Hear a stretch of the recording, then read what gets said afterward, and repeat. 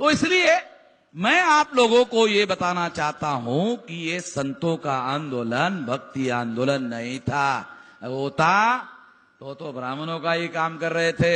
यदि ब्राह्मणों का काम कर रहे थे तो ब्राह्मणों को संतों को मारने की जरूरत नहीं थी।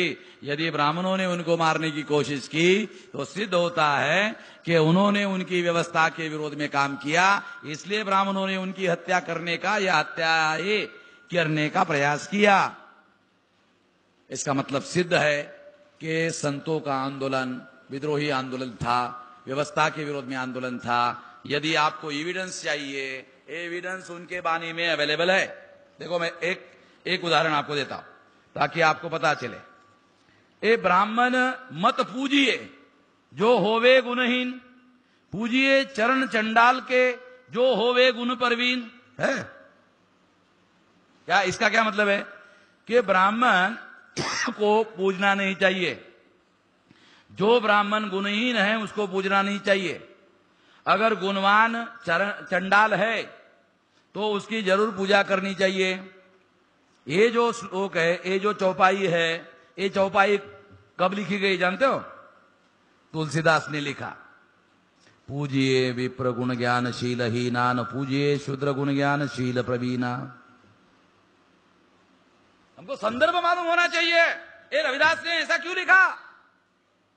गोसावी तुलसीदास ने लिखा। क्या लिखा? पूजिए विप्र गुण ज्ञानशील हीना, न पूजिए शूद्र गुण ज्ञानशील प्रवीणा। यदि शूद्र विद्या में, यदि ब्राह्मण मूढ़ है, विद्याहीन है, प्रज्ञाहीन है, चरित्रहीन है, बुद्धिहीन है, फिर भी जन्म से श्रेष्ठ है, इसलिए वो पूजा के योग्य है। यदि शूद्र प्रज्ञावान है, शीलवान है, चरित्रवान है, फिर भी वो जन्म से शूद्र है, इसलिए वो पूजा के योग्य नहीं है। तुलसीदास ने अपने चौपाई में ये लिखा। इसका जवाब देने के लिए इसके विरोध में रविदास जी ने लिखा, ब्राह्मण मत पूजिए जो होवे गुणहीन, पूजिए चरण चंडाल के जो होवे गुण परवीन। अब लड़ाई समझ में आ रही? लड़ाई है ब्राह्मणों की व्यवस्था में और रविदास जी की व्यवस्था में लड़ाई है, द्वैत है, संघर्ष है। सारा ज्ञान वेद में ही रखा हुआ है। ब्राह्मण कहते सारा ज्ञान वेद में रखा हुआ है, सारे दुनिया का ज्ञान वेद में रखा हुआ है, ब्राह्मण कहते हैं। तो रविदास जी क्या कहते हैं? वेद के बारे में उनका 4 ही वेद किया खंडोती, 4 ही वेद का खंडन करता हूं। और वो ये मैं ऐलान करता हूं, ये चारों वेद का खंडन करता हूं, इस बात का ऐलान करता हूं कि इस वेद में किसी किस्म का कोई ज्ञान नहीं है। इसको पढ़ने से कोई आदमी ज्ञानी फैनी कुछ नहीं होता है, बकवास है लड़ाई, लड़ाई है।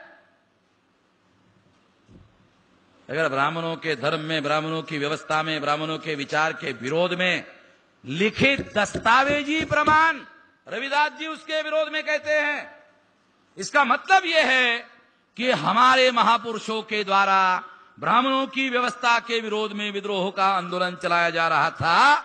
और जिस समय में रविदास जी जीवित थे उस समय में रविदास जी उसका नेतृत्व कर रहे थे, कोई सामान्य काम नहीं कर रहे थे।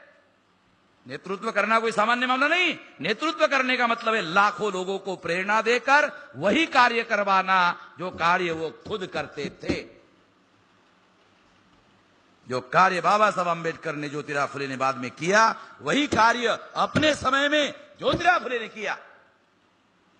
अगर इस समय में बाबा साहब अम्बेडकर ने जो काम किया उस समय रविदास जी ने वही काम किया, उस समय के रविदास जी अम्बेडकर थे। मैं ऐसे मानता हूं।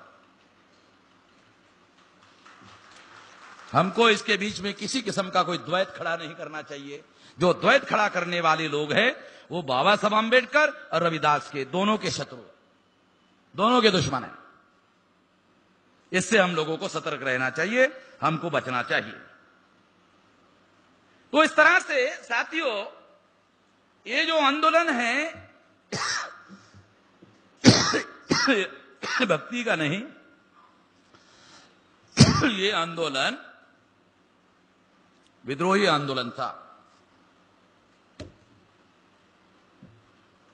और अगर ये विद्रोही आंदोलन था, ये भक्ति का आंदोलन नहीं था, तो ब्राह्मणों ने इसे भक्ति का प्रचार क्यों किया? बहुत अहम सवाल है, इसका जवाब हमको होना चाहिए, हमारे पास जवाब होना चाहिए। जब ये भक्ति का नहीं था, विद्रोही था, तो ब्राह्मणों ने इसका भक्ति का प्रचार क्यों किया? संत विद्रोही आंदोलन के नेता थे, बहुत बड़े पैमाने पर उनकी मान्यता थी, लार्ज स्केल पर उनके अनुयायी थे।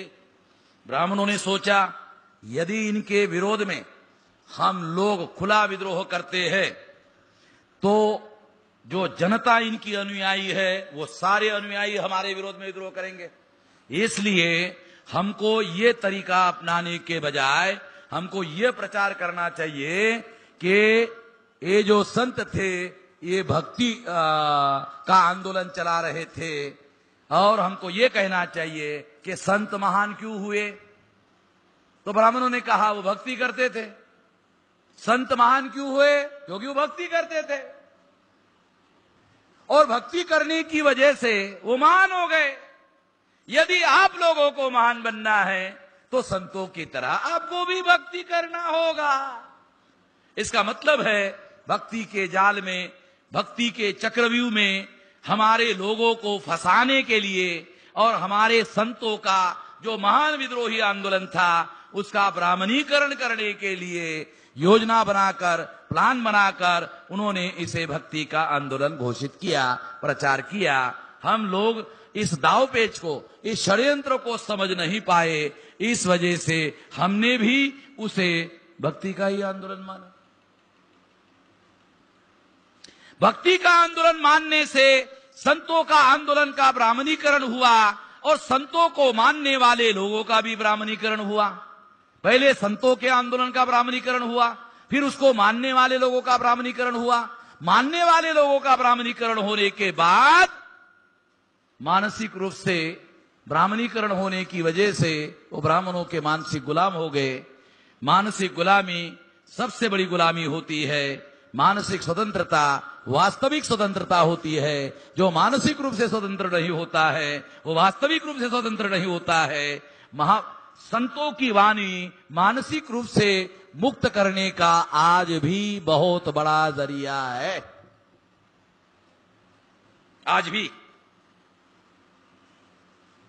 इसलिए मैं ऐसा मानता हूं कि संतों के बारे में जो कथा कहानियां किंवदंतियां प्रचार में लाई, उससे ज्यादा, उससे बेहतर उनका जो ओरिजिनल साहित्य है उसकी व्याख्या करनी होगी, उसका इंटरप्रिटेशन करना होगा। और जो घुसपैठ ब्राह्मणों ने उनके नाम पर की उसके लिए एक कसौटी निर्धारित करनी होगी कि जो वैज्ञानिक या तर्क संगत नहीं है वो हमारे संतों का नहीं हो सकता, अंधश्रद्धा वाला नहीं हो सकता। कसौटियां हम निर्धारित कर सकते हैं और उसमें कौन सी बातों का मिलावट की गई है उसकी सफाई भी कर सकते हैं। ये काम हमारे अंदर जो विद्वान लोग हैं उन लोगों को, जिनका संतों के आंदोलन का अभ्यास ज्यादा है, उन लोगों को ज्यादा बड़े पैमाने पर करना चाहिए। आने वाले समय में हम जो संतों के आंदोलन के बारे में ज्यादा जानकार लोग हैं, जैसे यहाँ हमारे महाराज दादा महाराज बैठे हुए हैं, तो मैं उनको अनुरोध किया कि महाराष्ट्र में ऐसे बहुत सारे और लोग हैं जो साहित्य के बारे में बहुत गहरी जानकार रखते हैं, तो वो सारा शुद्धि अभियान शुरू किया जाए। शुद्धि अभियान, उसमें मिलावट किया पंडितों ने, ब्राह्मणों ने, उसका शुद्धि अभियान चलाना होगा।